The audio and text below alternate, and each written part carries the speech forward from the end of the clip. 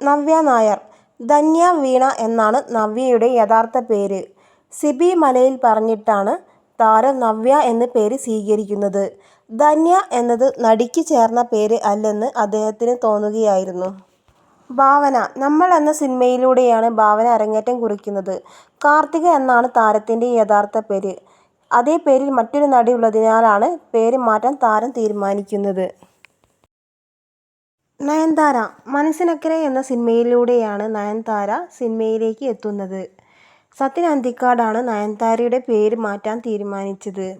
അങ്ങനെ ഡയാന മറിയ കുര്യൻ എന്ന പേര് നയൻതാര എന്നാക്കി മാറ്റി. മഹിമ നമ്പ്യാർ. ഗോപിക എന്നാണ് മഹിമയുടെ യഥാർത്ഥ പേര്. ഉർവശി. മലയാളത്തിൻ്റെ ഇഷ്ടനായികയാണ് ഉർവശി. കവിത രഞ്ജിനി എന്നായിരുന്നു താരത്തിൻ്റെ യഥാർത്ഥ പേര്. ചില സംവിധായകരുടെ നിർദ്ദേശപ്രകാരമാണ് ഉർവശി പേര് മാറ്റുന്നത്. ഷീല. ക്ലാര എന്നാണ് ഷീലയുടെ യഥാർത്ഥ പേര്. സിനിമയിലേക്ക് അരങ്ങേറ്റം കുറിച്ചതിന് പിന്നാലെ താരം ഷീല എന്ന പേര് സ്വീകരിക്കുകയായിരുന്നു. പ്രേം നസീർ. മലയാളത്തിലെ നിത്യഹരിത നായകൻ പ്രേം നസീർ തൻ്റെ കഥാപാത്രത്തിൻ്റെ പേരാണ് സ്വീകരിക്കുന്നത്.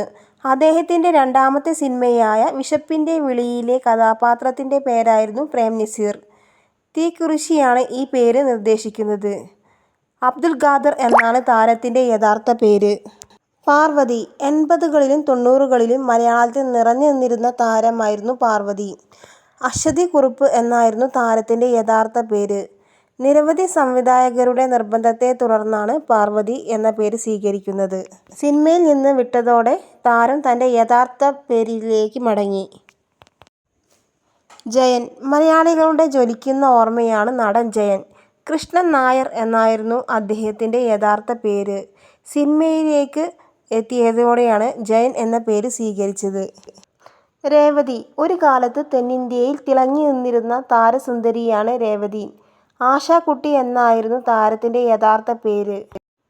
തെന്നിന്ത്യൻ നായികയ്ക്ക് ചേർന്ന പേരല്ല എന്ന് വിലയിരുത്തി ആദ്യ സിനിമയിലെ നിർമ്മാതാവായ പി ഭാരതിരാജയാണ് രേവതി എന്ന പേര് നിർദ്ദേശിച്ചത്.